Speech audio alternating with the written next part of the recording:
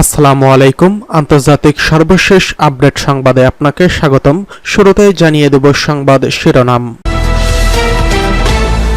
শুরুতেই জানিয়ে দেব হামাসের হাতে ইসরায়েলি ঘাঁটির পতন, ইসরায়েলি ইতিহাসে আজ এক ভয়ঙ্কর দিন। জানিয়ে দেব জাতির উদ্দেশ্যে ভাষণে ইরানে হামলার ঘোষণা দিলেন নেতানিয়াহু। অন্যদিকে 7 অক্টোবর সামনে রেখে গাজায় যুদ্ধ বন্ধের দাবিতে বিশ্বব্যাপী হাজার হাজার মানুষের মিছিল। জানিয়ে দেব ইসরায়েলি জিম্মিদের নিঃশর্ত মুক্তি চাইলেন জাতিসংঘ মহাসচিব। সর্বশেষ জানিয়ে দেব ইসরায়েলের সম্ভাব্য আগ্রাসন, ইরানি জবাবের পরিকল্পনা সম্পূর্ণ প্রস্তুত, প্রকাশ হলো রিপোর্ট। এতক্ষণ শুনছিলেন সংবাদ শিরোনাম, এবারে বিস্তারিত। হামাসের হাতে ইসরায়েলি ঘাঁটির পতন, ইসরায়েলি ইতিহাসের আজ ভয়াবহ দিন।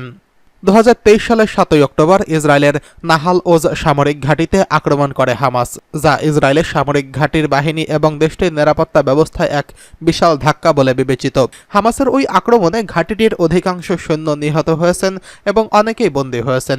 বিবিসির এক প্রতিবেদনে এই ঘটনার সাক্ষী থেকে প্রাপ্ত তথ্য অনুযায়ী সেই ঘটনার বিশদ বিবরণ তুলে ধরা হলো। ইসরায়েলের নাহাল ওজ সামরিক ঘাঁটি, যা গাজা সীমান্ত থেকে মাত্র 1 কিলোমিটার দূরে অবস্থিত। ঘাঁটিটি 2023 সালের 7 অক্টোবর ভোরে হামাসের আক্রমণের মুখোমুখি হয়। এর আগে ঘাঁটিটির কয়েকজন সৈনিক সীমান্তে সন্দেহজনক কার্যকলাপ লক্ষ্য করেন।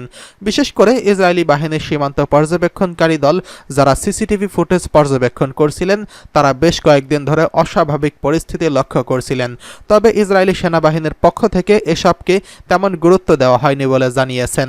বিবিসি জানায় যে হামাসের ওই হামলার সময় অনেক ইসরায়েলি সৈন্য অরক্ষিত ছিলেন এবং তাদের নজরদারি চালানোর জন্য কিছু সরঞ্জাম নষ্ট এবং অকেজো ছিল। বিশেষ করে নাহাল ওজ ঘাটের একটি বেলুন নজরদারির ব্যবস্থা কাজ করছিল না তখন। ইসরায়েলি প্রতিরক্ষা বাহিনী IDF জানায় বেলুনটি গত 7 অক্টোবরের আগেই নষ্ট হয়ে যায় এবং সেটি ঠিক করার চেষ্টা পরবর্তীতে ঠিক করা হবে বলে সিদ্ধান্ত হয়েছিল। সেদিন হামাসের আক্রমণ শুরু হয় ভোর 6:20 দিকে। প্রথমে রকেট হামলা চালিয়ে ঘাঁটির দিকে এগিয়ে আসে হামাসের যোদ্ধারা। ইসরায়েলি বাহিনীর নজরদারির দল এটি শনাক্ত করার চেষ্টা করে, তবে হামাসের আক্রমণ এতটাই দ্রুতগতিতে ঘটে যে ইসরায়েলি সৈন্যরা তা প্রতিরোধ করতে ব্যর্থ হয়। এর ফলে সকাল 7টার মধ্যে হামাস যোদ্ধারা নাহাল ওজ ঘাঁটি যুদ্ধকক্ষ পর্যন্ত পৌঁছে যায়। এতে যুদ্ধ পরিস্থিতি ক্রমেই আরও ভয়ঙ্কর হয়ে ওঠে। প্রায় 70 জন হামাস যোদ্ধা নাহাল ওজ ঘাঁটিতে চারিদিক থেকে আক্রমণ শুরু করে। যদিও ঘাঁটিটির ভেতর থেকে ইসরায়েলি বাহিনীর প্রতিরোধের চেষ্টা করে, তবে হামাস যোদ্ধাদের সংখ্যা বেশি হয় তাদের রণকৌশল এতটাই শক্তিশালী ছিল যে তারা সহজেই ঘাঁটিটি দখল করতে সক্ষম হয়। অন্যদিকে ইসরায়েলি বাহিনীর সাহায্য পাঠাতে দেরি হয়, পরিস্থিতি আরও খারাপ হয়। হামাসের এই আক্রমণে 60 জনের বেশি ইসরায়েলি সৈন্য নিহত হয় এবং অনেকেই বন্দী হয়েছেন।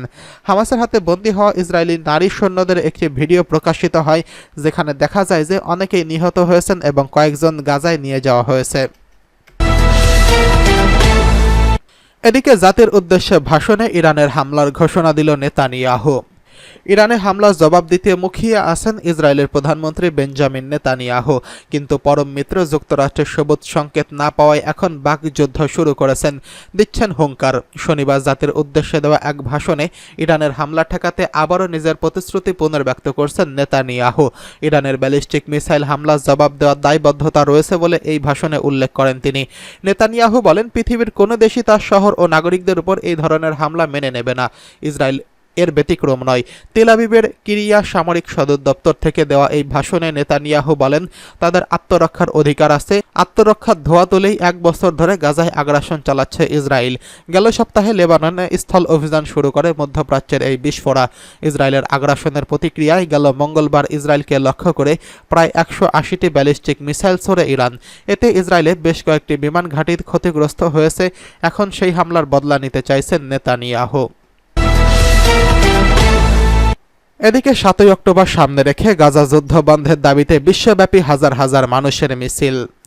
আগামী 7ই অক্টোবর ফিলিস্তিনের ভূখণ্ডে চলমান যুদ্ধের 1 বছর পূর্ণ হবে। এই যুদ্ধ পৃথিবীর ইতিহাসের একটি কলঙ্ক হিসেবে থাকবে। হাজার হাজার নিরপরাধ মানুষ হত্যা এবং নির্লজ্জভাবে পৃথিবীর অধিকাংশ দেশে চুপ থাকা একটি লজ্জাজনক অধ্যায় তৈরি করছে। তবে এই যুদ্ধ বন্ধের আওয়াজ তুলছেন অনেক দেশের মানুষ। গাজায় ইসরায়েলি আগ্রাসনের 1 বছর পূর্তিতে ফ্রান্সের প্যারিস থেকে যুক্তরাষ্ট্রের নিউ ইয়র্কের ইতালির রোম সহ নানা দেশে হাজারো মানুষ বিক্ষোভ করছেন। ইসরায়েলি হামলা বন্ধ ও যুদ্ধবিরতির দাবিতে রাস্তায় নেমে আসেন তারা।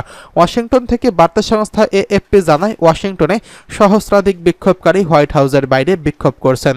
ইসরায়েলের শীর্ষ সামরিক সরবরাহকারী মার্কিন যুক্তরাষ্ট্রের কাছে ইসরায়েলকে অস্ত্র সহায়তা প্রদান বন্ধ করার দাবি জানান তারা। এছাড়াও ফিলিস্তিনে যুদ্ধবিরতির দাবি জানান তারা। প্রত্যক্ষদর্শী এএফপি সাংবাদিকরা জানিয়েছেন, এ সময় এক ব্যক্তি নিজের গায়ে আগুন লাগানোর চেষ্টা করলে পুলিশ এবং উপস্থিত লোকরা আগুন নেভানোর আগে তার বাম হাতে আগুনে পুড়ে গেছে। হাজার হাজার ফিলিস্তিনি সমর্থক ইউরোপ, আফ্রিকা, অস্ট্রেলিয়া এবং আমেরিকা শহরগুলোর সংঘাতের অবসানের দাবিতে জমায়েত হয়। রক্তক্ষয়ী এই সংঘাতে গাজায় প্রায় 42,000 মানুষ নিহত হয়েছেন। স্বাস্থ্য মন্ত্রণালয়ের পরিসংখ্যান ও জাতিসংঘের নির্ভরযোগ্য তথ্যে জানা যায়, ইসরায়েলের প্রতিশোধমূলক সামরিক হামলায় গাজায় এই পর্যন্ত কমপক্ষে 41,825 জন নিহত হয়েছেন, যাদের বেশিরভাগই বেসামরিক নাগরিক। ইসরায়েল এখন লেবাননে একটি স্থল অভিযান চালাচ্ছে এবং এই সপ্তাহে ইরানের ছোড়া ক্ষেপণাস্ত্রের ব্যারেজের জবাব দেওয়ার প্রতিশ্রুতি দেওয়ায় এই সংঘাতটি একটি বিস্তৃত যুদ্ধে পরিণত হতে পারে বলে আশঙ্কা করা হচ্ছে। রোমে একটি ফিলিস্তিনপন্থী তরুণী বিক্ষোভকারীদের পুলিশকে বোতল ও আতশবাজি ছুড়লে পুলিশ টিয়ার গ্যাস ও জলকামান দিয়ে হাজার হাজার মানুষকে ছত্রভঙ্গ করে দেয়। এএফপি সাংবাদিকরা জানান, বিক্ষোভে অন্তত 1 জন পুলিশ সদস্য আহত হয়েছেন এবং 2 জন বিক্ষোভকারীকে আটক করা হয়েছে। বার্লিনের পুলিশ বলছে তারা 26 জনকে আটক করেছেন এবং 650 জনের লোকের উপস্থিতিতে ইসরায়েলপন্থী একটি স্মৃতিচারণের বিরুদ্ধে প্রতিবাদ জানানো হয়। এদিকে ইসরায়েলি জিম্মিদের নিঃশর্ত মুক্তি চাইলেন জাতিসংঘের মহাসচিব। ফিলিস্তিনের গাজা উপত্যকায় হামাসের কবজায় থাকা ইসরায়েলি জিম্মিদের নিঃশর্ত মুক্তি চেয়েছেন জাতিসংঘের মহাসচিব অ্যান্তোনিও গুতেরেসে। ইসরায়েলি ভূখণ্ডে হামাসের হামলা এবং এর জেরে গাজায় সর্বাত্মক যুদ্ধ শুরুর বর্ষপূর্তি প্রাক্কালে এক ভিডিও বার্তায় অ্যান্তোনিও গুতেরেসে এই কথা বলেন। আগামীকাল 7ই অক্টোবর এই ঘটনার 1 বছর পূর্তি হবে। জাতিসংঘের মহাসচিব বলেন, গত 7ই অক্টোবরের হামলার ঘটনা হৃদয়কে ক্ষতবিক্ষত করছে। ওই দিন যারা নিহত হয়েছেন, যারা যৌন সহিংসতা সহ বর্ণনাতীত সহিংসতার শিকার হয়েছেন, তাদের সবাইকে গভীরভাবে স্মরণ করছি। অ্যান্তোনিও গুতেরেসে আরও বলেন, সব জিম্মির নিঃশর্ত মুক্তির জন্য আমি আবারও আহ্বান জানাচ্ছি।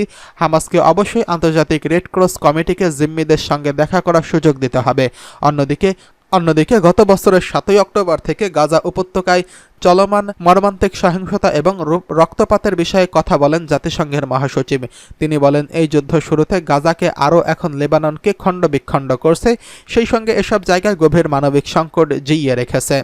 অ্যান্তোনিও গুতেরেসে বলেন, এখন সময় এসেছে জিম্মিদের মুক্তি দেওয়ার, গুলি বন্ধ করার, এই অঞ্চলকে গ্রাস ও দুর্ভোগের ইতি টানার। এখন সময় শান্তি ও আন্তর্জাতিক আইন ও ন্যায় বিচারের। এদিকে ইসরায়েলের সম্ভাব্য আগ্রাসন, ইরানি জবাবের পরিকল্পনা সম্পূর্ণ প্রস্তুত, প্রকাশ হলো রিপোর্ট। ইহুদিবাদী ইসরায়েলের সম্ভাব্য আগ্রাসনের উপযুক্ত জবাব দেওয়ার জন্য ইসলামী প্রজাতন্ত্র ইরানের পরিকল্পনা প্রস্তুত এবং চূড়ান্তভাবে যে কোনো আগ্রাসনের জবাব দেওয়া হবে। ইরানের সশস্ত্র বাহিনীর একটি সূত্রের বরাত দিয়ে আজ তাসনিম বার্তা সংস্থা এই খবর দিয়েছেন। নাম প্রকাশে অনিচ্ছুক সূত্রটি বলছে, ইসরায়েল অধিকৃত অঞ্চলে বিভিন্ন লক্ষ্যবস্তুতে একটি তালিকা প্রস্তুত করে রেখেছে ইরান এবং প্রতিশোধ নেওয়ার বিষয়টি ইসরায়েলের পদক্ষেপের ধরনের উপর নির্ভর করবে। যদি ইসরায়েল কোনো ধরনের হামলা চালায়, তাহলে ইরানের পাল্টা হামলা বাস্তবায়নে কোনো সন্দেহ থাকবে না। সূত্রটি বলছে, ইরানের হাতে বিভিন্ন ধরনের সুনির্দিষ্ট পরিকল্পনা রয়েছে এবং ইহুদিবাদীরা যে ধরনের পদক্ষেপ নেবে সেই অনুযায়ী এক বা একাধিক পরিকল্পনা বাস্তবায়নের বিষয়ে তাৎক্ষণিক সিদ্ধান্ত নেওয়া হবে। ওয়াকিবহল সূত্রটি বলছে, অপারেশন ট্রু প্রমিস 2 প্রমাণ করে দিয়েছে যে আমরা যে কোনো লক্ষ্যবস্তু মাটির সাথে মিশিয়ে দিতে পারি।